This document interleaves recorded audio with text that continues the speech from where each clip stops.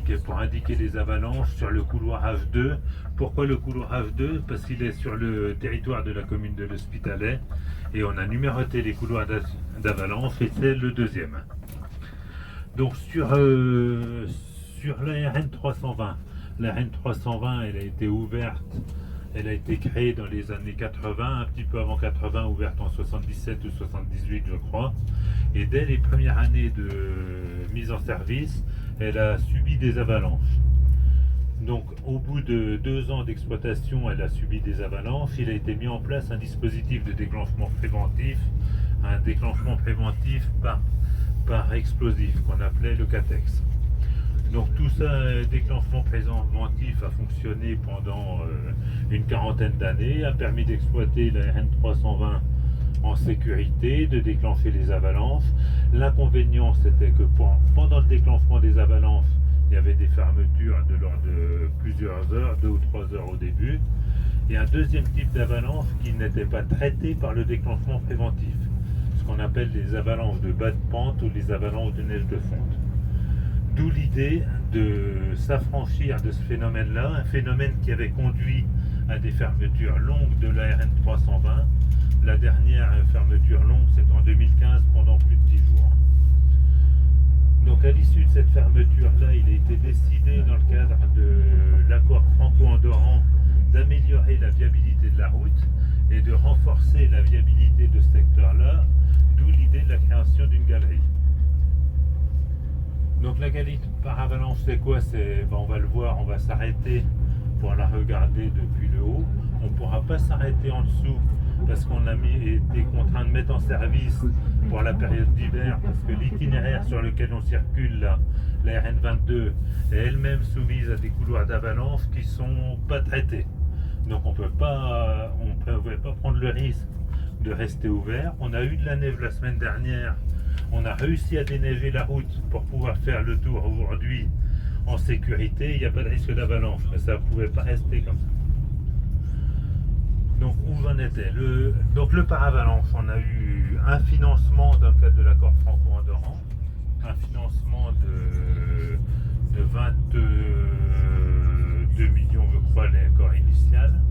On a commencé des études en 2017 pour déterminer, on avait l'idée, on avait la solution technique, mais il fallait la concevoir dans le détail.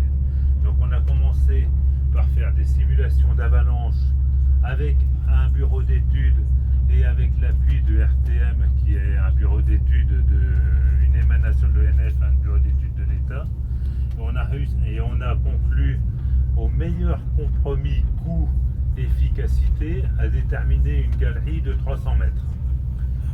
La galerie de 300 mètres, sa longueur a été déterminée à partir de l'analyse de toutes les avalanches qu'on connaissait depuis 40 ans et aussi de simulations numériques en fonction des périodes de retour, en fonction des hypothèses d'évolution climatique. Donc on a conçu une galerie qui est un tunnel de 300 mètres qui couvre 99,5% des risques d'avalanche qu'on veut traiter. Ça veut dire qu'elle va traiter pendant toutes les prochaines années toutes les avalanches qui sont connues, toutes celles qu'on a connues. Après, on peut, dans ce cas-là, on peut pas parier qu'il n'y aura pas un jour dans les 500 prochaines années où il y aura une galerie qui déborde la galerie. Mais ça veut dire que ce sera sur des phénomènes extrêmes et il y aura d'autres points de coupure sur les RN.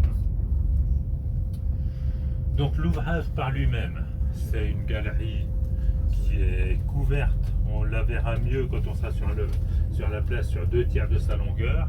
Elle est couverte en totalité. Elle est complètement fermée sur 2/3 de sa longueur et elle est ouverte sur le dernier tiers côté aval. Il y a une partie fermée et une partie ouverte. La partie fermée, elle est pour éviter qu'en cas d'avalanche, il y ait un retour de neige qui revienne à l'intérieur de la galerie, ce qui serait contre-productif. La partie qui reste ouverte, c'est parce que les études d'avalanche ont montré qu'on pouvait supporter une avalanche qui passe par-dessus. Donc que la hauteur de dépôt ne dépasserait pas le 1,40 m de neige pour rentrer dedans, mais ça nécessitera de déneiger la partie aval. Le gros avantage de garder une partie ouverte, c'est que ça fait une partie qui est éclairée naturellement Ça améliore la ventilation à l'intérieur de la galerie et c'est plus confortable, on va dire, pour l'usager. Donc, on a conçu la galerie, ce qu'on appelle le programme, c'est-à-dire définir exactement la longueur, la conception, les cas de charge auxquels elle devait supporter. À l'issue de ça, au sein de la DIRSO, donc je ne vous l'ai pas dit, mais la maîtrise d'ouvrage, ce qu'on appelle la maîtrise d'ouvrage des travaux est assurée par l'État, donc la direction interdépartementale des routes des routes du Sud-Ouest. Sur un certain nombre de projets, on fait à la fois la maîtrise d'ouvrage, donc le pilotage de l'opération, définir le planning, s'assurer qu'il est tenu, mettre en place les financements. Classiquement, on fait en plus ce qu'on appelle la maîtrise d'œuvre, donc c'est la direction technique des travaux, c'est passer les marchés avec les entreprises des travaux et la surveillance de chantier, la conduite de chantier. Donc sur cet ouvrage particulier, des galeries parabalances, il en existe très peu en France. On n'a pas la compétence en interne à la DIRSO, et on n'avait pas les moyens en personnel non plus de suivre ce chantier particulier, donc on a recruté un maître d'œuvre. Donc le maître d'œuvre qu'on a recruté, c'est la société Arcadis, qui a assuré pour notre compte le pilotage du chantier. Donc comme tout marché de travaux, on a passé un marché de travaux à l'été 2023. Donc le marché de travaux a été conclu avec un groupement d'entreprises. Donc un groupement d'entreprises composé de Hazel, mandataire, Bot Fondation, Areni et Fontanier pour les équipements. Vous le direz rapidement, la galerie, c'est un ouvrage qui ressemble à un tunnel et qui a un certain nombre d'équipements de sécurité, dont l'éclairage, dont des barrières, dont tout ça. Elle constitue un petit tunnel, donc on a une limitation de vitesse qui est une interdistance entre les véhicules. Là vous voyez à droite la distance de sécurité entre les véhicules, c'est les deux pneus bleus, une interdistance de 30 mètres. Une limitation à 30 km/h de manière avec un virage très serré qui était impondérable pour récupérer le pont sur lequel on est. Donc on a une limitation à 30 km/h. L'ouvrage est éclairé pour permettre de jour ou de nuit d'avoir la visibilité sur les véhicules.